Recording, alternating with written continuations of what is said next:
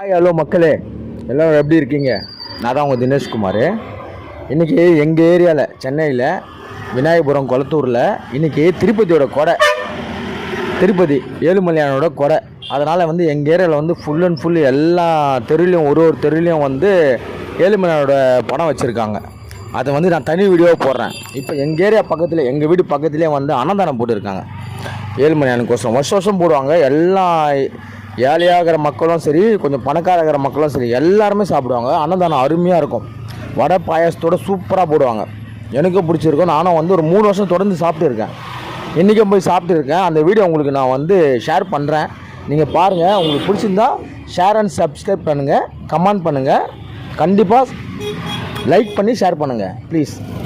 இதுக்கப்புறம் அடுத்த வீடியோ எங்கள் ஏரியாவில் எங்கெங்கே திருப்பதி ஏழுமலையான் வச்சுருக்காங்களோ அந்த சிலையை நான் உங்களுக்கு அப்லோட் பண்ணுறேன். அதையும் கண்டிப்பாக பாருங்கள்.